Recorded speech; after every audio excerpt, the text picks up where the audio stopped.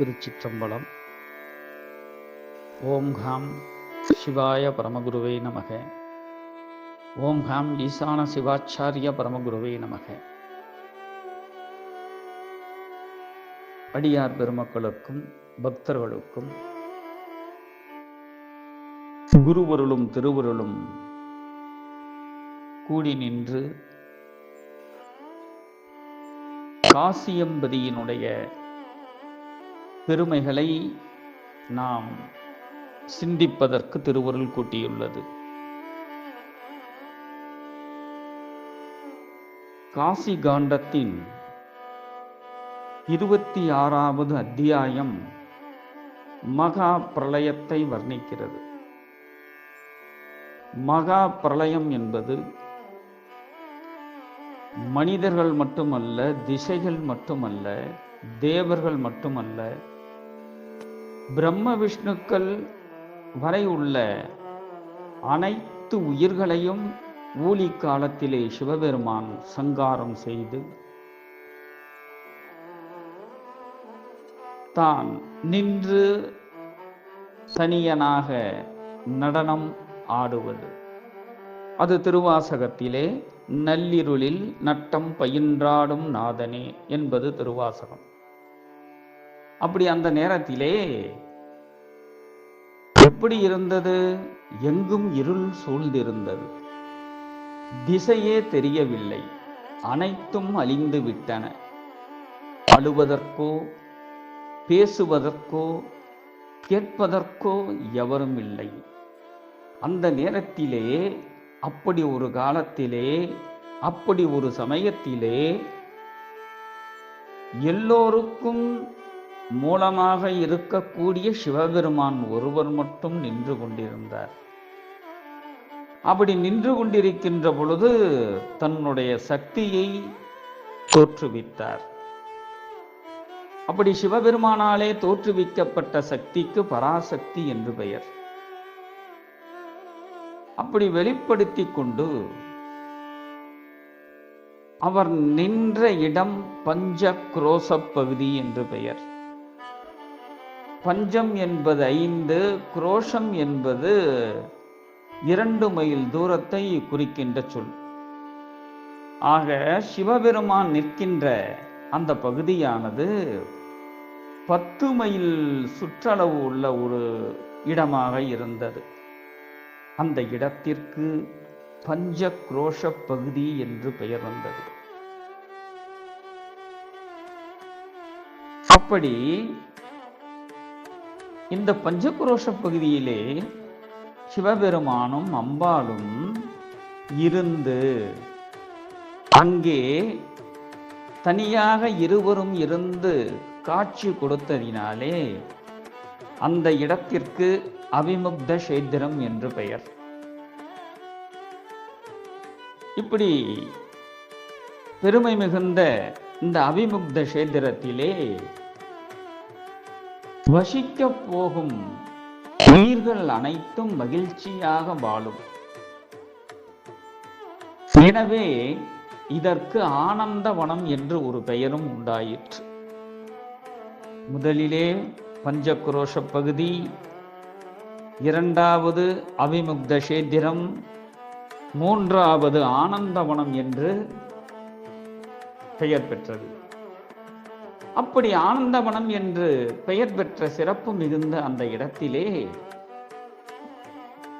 நின்று அருள்பாலித்துக் கொண்டிருந்த சிவபெருமான் தம்முடைய இடப்பாகத்தை மெதுவாக பார்த்தார்.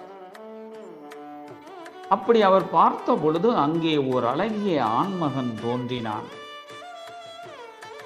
அவன் உத்தமமான புருஷனாக இருந்ததால் புருஷோத்தமன் என அழைக்கப் பெற்றான்.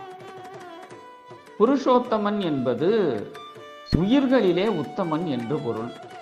அது மகாவிஷ்ணுவினுடைய அவருக்கு அர்ச்சிக்கப்படுகின்ற மந்திரத்திலே ஓம் காம் புருஷோத்தமாய நமக என்று ஒரு மந்திரம் உண்டு. அப்படி அந்த புருஷோத்தமனே மகாவிஷ்ணுவாக ஆனார். சிவபெருமானும் பராசக்தியும் முன்னே செல்ல மகாவிஷ்ணு அந்த ஆனந்த வனத்திற்குள் நுழைந்தனர். உடனே மகாவிஷ்ணு தவம் செய்ய தொடங்கினார். அந்த ஆனந்தவனம் என்று சொல்லக்கூடிய அந்த இடத்திலே மகாவிஷ்ணு தவம் செய்ய தொடங்குகிறார். அப்படி தொடங்குகின்ற பொழுது தன்னுடைய சக்கரத்தாலே பெரிய குளம் ஒன்றை வெட்டி அதனை தன் தெய்வீக வியர்வையால் நிறைத்தார். அப்படி நிறைந்த அவருடைய தெய்வீக வியர்வையால் நிறைந்த அந்த குண்டம் சக்கர புஷ்கரணி தீர்த்தம் என்று இன்றும் வழங்கப்படுகிறது. மகாவிஷ்ணுவானவர் கடும் தவம் இயற்றி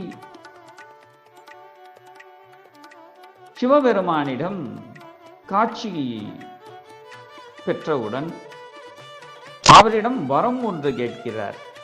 என்ன வரம்?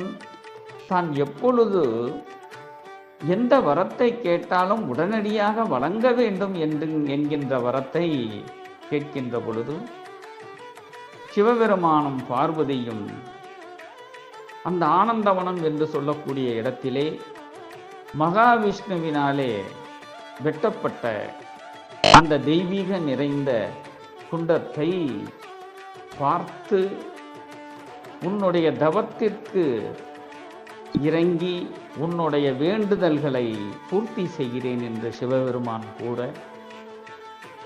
அந்த வேளையிலே மகாவிஷ்ணுவானவர் பல தோத்திரங்களை செய்து ஆனந்த கண்ணீரில் மிதந்து கொண்டிருக்கின்ற பொழுது சிவபெருமான் காதுகளில் அணிந்திருந்த ஆபரணம் ஒன்று அந்த குளத்திற்குள் விழுந்து விட்டது. அப்படி விழுந்த பிறகு அந்த குளம் மணிகர்ணிகா என்று அழைக்கப்படுகிறது. மணிகர்ணிகா என்று சொல்லக்கூடிய இடம் காசியம்பதியிலே மிகவும் விசேடமான ஒரு இடம். அப்படி மணிகர்ணிகா என்று அழைக்கப்படுகின்ற அந்த பகுதி முழுவதும் தெய்வீக ஒளி நிறைந்து ஒளி வீசிக் கொண்டிருப்பதால் அந்த இடத்திற்கு காசி என்கின்ற ஒரு பெயரும் வழங்கப்பட வேண்டும் என்று மகாவிஷ்ணு சிவபெருமானிடம் கூறினார். அப்படி கூறியவுடன் மகாவிஷ்ணுவினுடைய வேண்டுதலுக்கு இணங்க அந்த ஆனந்தவனத்திற்கு காசி என்கின்ற ஒரு பெயரை சிவபெருமான் அருளி செய்தார். உலகில் உள்ள அனைத்து புனித தீர்த்தங்களில் நீராடினாலும் அதிலே கிடைக்கக்கூடிய புண்ணியம் மணிகர்ணிகையிலே ஒரு முறை நீராடினாலே கிடைக்கும். மணிகர்ணிகையில் பக்தியுடன் நீராடும் அன்பர் நிச்சயமாக முக்தி அடைவார், இதில் ஐயமில்லை என்று இந்த காசி காண்டத்திலே குறிப்பிடப்படுகிறது. இப்பேற்பட்ட பெருமை மிகுந்த அந்த மணிகர்ணிகா தீர்த்தம் தமிழகத்திலே ஒரே ஒரு சிவாலயத்திலே உள்ளது. அந்த சிவாலயம் வேதாரண்யம் என்று அழைக்கக்கூடிய திருமறைக்காடு. அந்த திருமறைக்காட்டிலே ஆலயத்தின் உள்ளே இருக்கின்ற தீர்த்தம் மணிகர்ணிகா தீர்த்தம் என்று பெயர். அந்த மணிகர்ணிகையிலே நீராடி காசி முதலாக வேதாரண்யம் வரை இந்த இரண்டு சேத்திரங்களிலும் உள்ள மணிகர்ணிகையில் நீராடி தன் முன்னோர்களுக்குரிய கடன்களை செய்து இறைவனை வழிபடுபவர்கள் பல யாகங்கள் செய்த பலனை பெறுவர். காசி காண்டத்திலே 61வது அத்தியாயத்தில் காசியில் உள்ள பல்வேறு தீர்த்தங்களை பற்றி மகாவிஷ்ணு விவரித்து கூறுகிறார். அப்படி விவரித்து கூறுகின்ற பொழுது அனைத்து புண்ணிய தீர்த்தங்களும் மணிகர்ணிகையில் நீராட மத்தியான வேளைகளில் வருகின்றனவாம். பாரத தேசம் மட்டுமல்ல, அண்ட சராசரங்களிலே இருக்கக்கூடிய அனைத்து நதிகளும் தினந்தோறும் மத்தியான வேலை என்று சொல்லப்படுகின்ற உச்சி காலத்திலே மணிகர்ணிகையில் நீராட வருகின்றன. பாவங்களை போக்கக்கூடிய ஆற்றல் வாய்ந்த புண்ணிய தீர்த்தங்களில் தலை சிறந்தது மணிகர்ணிகா. மற்ற தீர்த்தங்கள் அனைத்தும் மணிகர்ணிகையிலிருந்தே தம் சக்தியை பெறுகின்றன. அது மட்டுமல்ல, சிவபெருமானும் பார்வதி தேவியுமே மத்தியான ஸ்நானத்திற்கு மணிகர்ணிகைக்கு வருகின்றனர். இந்த நேரத்திலே வைகுண்டத்திலே இருந்து மகாவிஷ்ணுவும் மகாலட்சுமியும் இங்கு நீராட வருகின்றனர். மத்தியான ஸ்நானத்திற்கு பிரம்மதேவரும் வருவதாக மகாவிஷ்ணு கூறுகிறார். மணிகர்ணிகையில் மத்தியான ஸ்நானம் என்பது காசி யாத்திரை செய்கின்ற பெருமக்கள் தெரிந்து கொள்ள வேண்டிய ஒரு முக்கியமான விஷயம். கங்கையிலே 64 கட்டங்கள் உள்ளன. அந்த 64 கட்டங்கள் தமிழகத்திலே இருக்கக்கூடிய சிவாலயம் திருவாரூர் கமலாலய தீர்த்தம். அப்படி காசியிலே இருக்கக்கூடிய கங்கையிலே 64 கட்டங்களிலே மிகச் சிறந்த இடம் மணிகர்ணிகா என்று சொல்லக்கூடிய இடம். ஆகவே பிற இடங்களிலே 10,000 முறை காயத்ரி ஜபம் செய்தால் கிடைக்கும் புண்ணியம் இங்கு ஒரு முறை காயத்ரி மந்திரத்தை சொல்வதாலேயே கிடைத்துவிடும். வாழ்நாள் முழுவதும் ஒருவர் அக்னிஹோத்திரம் செய்வதால் கிடைக்கும் பலன் மணிகர்ணிகையில் ஒரு ஆகுதியுடன் ஹோமம் செய்வதாலேயே கிடைத்து விடுகிறது. அப்பேற்பட்ட பெருமை மிகுந்த இடம். இப்பொழுது அந்த மணிகர்ணிகாவிலே மயானமும் ஒன்று உள்ளது. அப்படி அந்த இடத்திலே இருந்து வடக்கே சிறிது தூரம் சென்றோமேயானால் சக்கர புஷ்கரணி குண்டத்தை அடையலாம். அதற்கு மேலே காசியிலே இருக்கக்கூடிய மற்ற தீர்த்தங்களையும் அதனுடைய பெருமைகளையும் நாம் திருவருளினாலே தினந்தோறும் அறிந்து கொள்வதற்கு நமக்கு திருவருள் கூட்டியுள்ளது. இன்னும் ஒரு முக்கியமான ஒரு விசேடமான செய்தி என்னவென்று கேட்டால், ராஜா ஹரிச்சந்திரன் சத்தியத்தை காப்பாற்றுவதற்காக தன்னையே விற்ற இடம் இந்த இடம்தான்.